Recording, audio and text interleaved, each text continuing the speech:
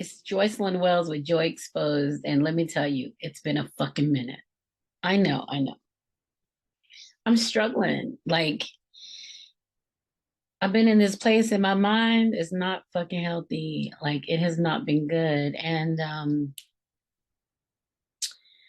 wow, I think it's probably been a year since I had an episode of Joy Exposed. And just to refresh your memory, when joy is exposed, everything just feels better. Now, believe me, there isn't a day that passes that I don't think about what the hell am I going to do with this podcast? Like, I thank God for it. God just paved the way for so many amazing things to happen. And all of a sudden, I come to the screeching halt.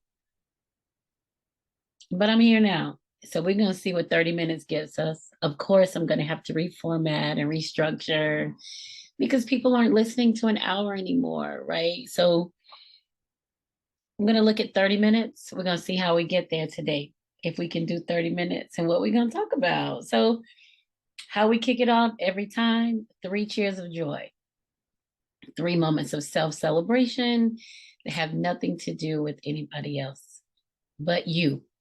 But in this case, my 3 moments only have to do with me, and I need that.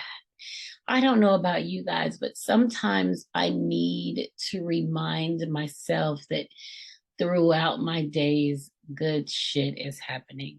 Not that bad shit is happening, but I need to illuminate good shit. I need to highlight the good stuff so that I can just continue. But I've been really humdrum. So good stuff happen, highs and lows, highs and lows, highs and lows. It doesn't even matter. I just even through all of it. And it's not giving me a lot of pleasure. And you guys know about me is that I love pleasure. Like I live my life for pleasure. And so now I have to figure out, am I missing out on the pleasure because I've had so much pleasure that I don't recognize it and I need to go to the next level? That sounds like some drug shit, don't it?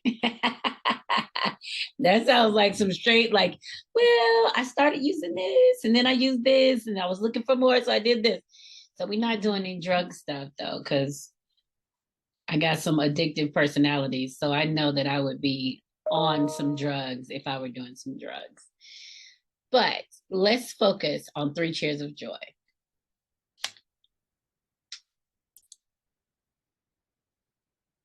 Okay, 3 cheers of joy, 3 moments of self celebration that only have anything to do with you. And as always, shout out to my sponsors for sticking it out with me through this because they've been saying, oh, when's the podcast coming back? So shout out to STM Specialties for keeping me on lock. Thank you for believing in me and trusting in me and asking. So here we go. First cheer of joy. I have been getting the best fucking sleep in my entire life. I have been sleeping good. Now, kids are out of the house, grown, doing their own things, job on lock, business, haven't really been into it, but it's there, right? And I'm trying to get back into space. But I'm going to tell you what, the sleep, man, listen, good sleep. So I'm loving the sleep. First time in my life that I'm sleeping 8 hours. Like I've never, well, maybe younger, but as an adult with kids and family and school and no. But 8 hours, I'm getting that. Easy. Easy breezy, right? Okay, that's my first cheer of joy. Getting some good sleep. My second cheer of joy,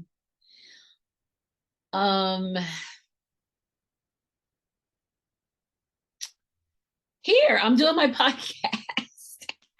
I'm here. I don't know what I'm talking about. I don't know what I'm doing. I don't know how this is going to go, but I'm here. So there's my second cheer of joy is that I'm recording Joy Exposed. That's cheer of joy number 2. That's freaking awesome. Cheer of joy number 3. Ooh, I started teaching myself salsa. Yes. I've been learning a little salsa. My inspiration is this little girl on TikTok because she's in this dance class and honey, she's got attitude. So I've been doing a little salsa. I'm learning from YouTube, YouTube University. So I'm definitely learning from YouTube. So those are my three cheers of joy. Three moments of celebration that have nothing to do with me. The first moment of celebration was I'm getting some good sleep. I'm getting it. I'm sleeping well. That's awesome. Number two is that cheer of joy. Number two is that oh, I'm recording Joy Exposed. So I'm definitely celebrating that. And number three, I'm teaching myself salsa. There you go. Those are my three cheers of joy, three moments of self celebration. And I wholeheartedly believe that we all need to remind ourselves of good shit happening around us. Now that I'm thinking about it, I have so many amazing things that I've done in the past few days, but I'm just so over it. Like it's just like it happens, it goes. I check the box and keep moving. But those are my three cheers of joy. Once again, thank you, STM Specialties, for riding it out with me. You always make sure that I'm okay. Thank you to Queen's Ransom for always making sure I have some yummy wine to drink during my three cheers of joy, during Joy Exposed. So shout out to those sponsors for finding a product, believing in it, and supporting it. So I'm going to say that up front. And y'all know my language can go real crazy real quick, but I at least have to give those shout outs in that. So we just checked off three cheers of joy. Let me tell you what's been bothering me. It's just so many things over the past year, and I'm trying to figure out the best way to broach them, right? Like, how do I deal with them? Considering I'm 53, so I'm not a young baby. Like, I ain't a young one. I'm older, and I feel like my responsibility is to people, to show them how to get to freedom. I still talk, my mission isn't any different. When I talk about things on my podcast, I'm talking about things and how I'm affected by them. At no point is this about anybody else, right? I talk about how I feel, what's the best thing for me to do, talk through crazy situations to see if I handled it correctly. It's all about me. So I just have to put that out there because if you've never listened to the podcast before, I talk about a bunch of shit. I've talked about my relationship with my parents. I've talked about my relationship with my siblings. I've talked about my ex-husband, past yucky ass dating experiences, this amazingly yummy relationship that I'm in right now. Like I talk about all of it. Like I am transparent with it. There's nothing about me that says she's got her shit together. Clearly she doesn't. And I'm working on it, which is why I'm here. So let me think of something that's been in the news or on social media that's had me a little riled up. Oh, let's talk about that in a minute. Let's talk about this. What y'all watching on social media? Like, I mean, on TV. I don't even know if you call it TV anymore because you're streaming all over the place. Let's see. I've watched Harlem, and I don't really watch a lot of TV or a lot of shows, but I did watch Harlem. It's kind of cute. That main character, Camille, is driving me insane because believe it or not, she reminds me a lot of me. Like she will make a decision about some bullshit and answer everybody's questions and how they're supposed to respond in it. I think that's why it bothers me because I'm like, oh my God, am I Camille? Am I so hell bent on protecting myself from getting hurt that I'm going to conjure up thoughts of every single person I interact with to see how they're going to interact with me? Ah, that's crazy. So Camille reminds me a lot of myself because she is flighty, right? She's flighty, she's brilliant, she's beautiful, she's accomplished, or she's getting there. But interpersonal relationships, she struggles. And I think it's because she can't control it. When you're doing graduate school work, you can manage all the thoughts. It doesn't matter where you pull your information from. If you want to use it, you can put that right in there to manage it to go along with what you're thinking. So I think that Camille, I feel like I relate to Camille most out of the 4 friends in Harlem. And I know Camille is aggy as hell, but I see a lot of myself, that overthinking, the overthinking. I see a lot of myself in that. And so that was kind of cool to watch. I've also watched, of course, Bel Air, and I didn't post it all during Bel Air for the first year, but I have watched Bel Air. I'm digging it, right? I love the revamp of the Fresh Prince. I love the Will's character. He's, oh my gosh. And I worry about him. And I know he's just acting, but this is my maternal space, I think. But I worry that he will, it seems like he studied Will Smith, his character. It seems like he studied or studies him, right? So my wonder is if young will develop his own identity as a person and a great actor outside of Bel Air. Like that's my worry for him, is that will he be able to separate the two? Because from what I've heard about Hollywood, I'm only toe in Hollywood. I'm not in Hollywood yet. It's still being dangled in front of me, but I'm not there yet. However, I have heard from other Black and brown actors that you get pigeonholed, like you're cherry picked for roles based on what your role is. Oh, you're a cop, so everything you're a cop, or you're a priest and then you're a priest and then you're not anything else. So I wonder what they're doing for young Will to keep him in a good, even acting space. Although he does have to study the mannerisms of the character he's portraying, he's doing a brilliant job at it. And I know mentally there's a crazy mind fuck when you're studying somebody else and your work mirrors theirs, that you get so caught up in it that sometimes it's hard to step away from it. So kudos to young Will and the whole cast. Everybody's beautiful. Hillary's beautiful. Ashley's beautiful. Viv is beautiful. Jeffrey and Phil, like Jazz, everybody is fucking beautiful on that show. And I'm like, maybe I need a house manager. You get me a Jeffrey. So there, I mean, so it's all just done so well. So I'm very pleased about it. But I do worry about young Will. So that's that. What else? And Snowfall, I've watched Snowfall. I've caught up officially with all of Snowfall, and it's a bomb, right? It is really good.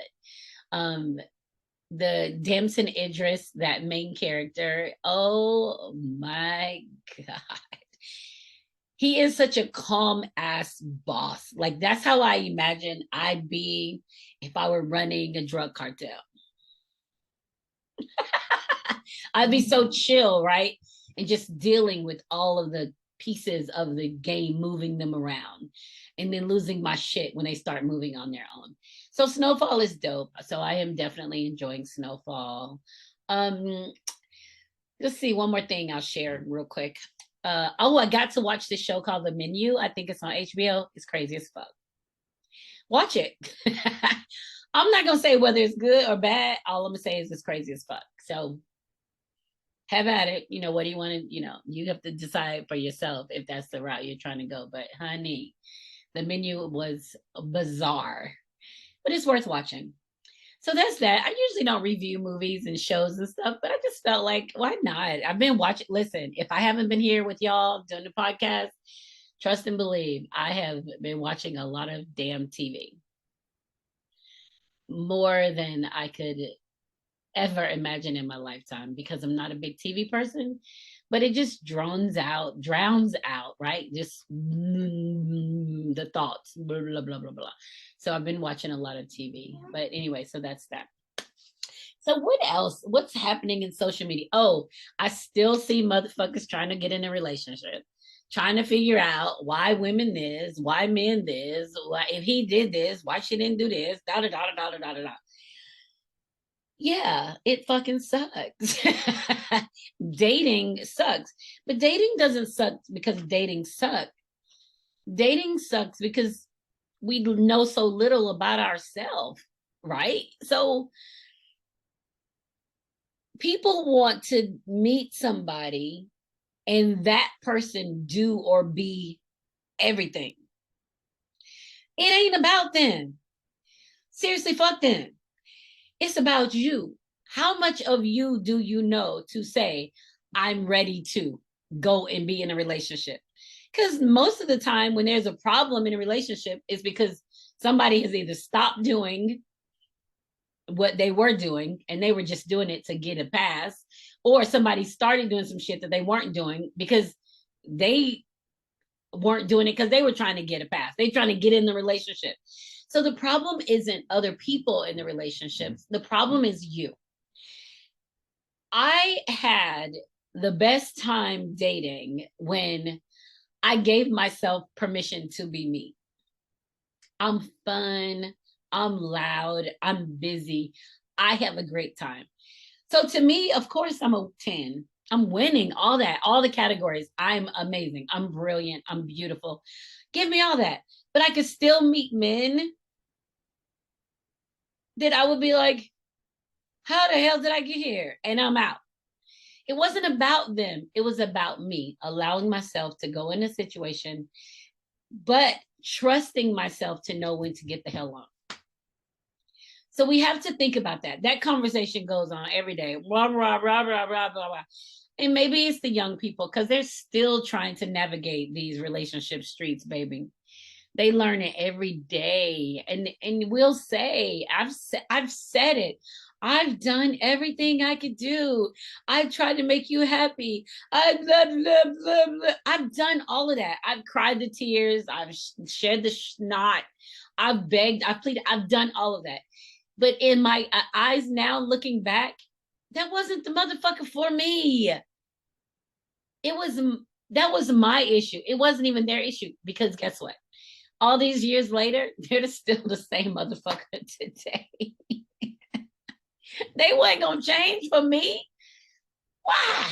They weren't even capable of changing to what I need, to what's for me. So of course they're not changing for me. Crazy. Anywho, let me see if I can get some better light in here. I don't think so. When we're gonna wrap it up. So yeah, so that whole relationship, I'm tired of the relationship arguments, somebody trying to get over, somebody trying to get under. Ugh.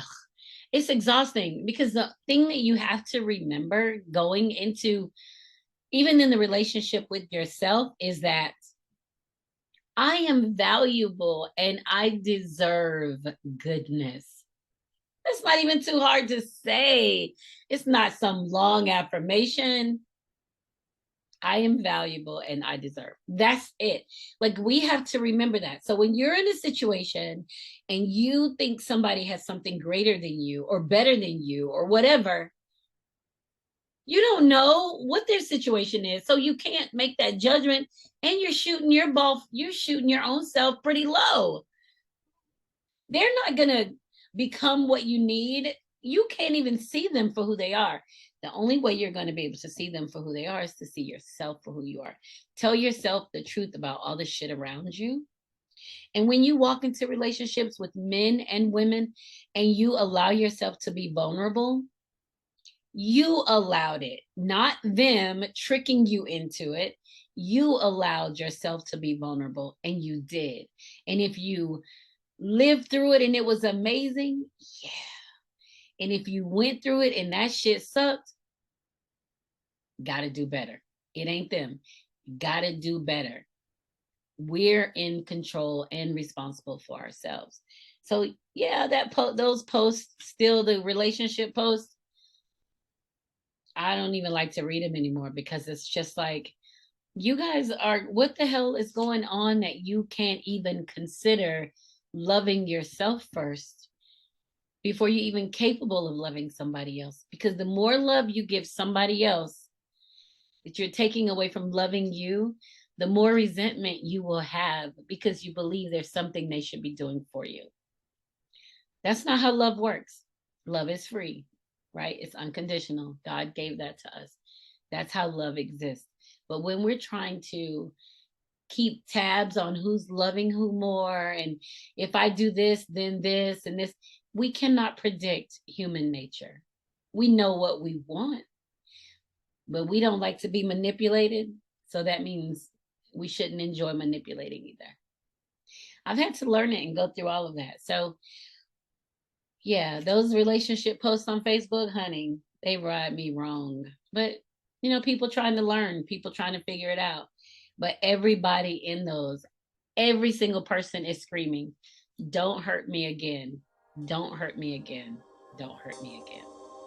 We'll pick up right there next time.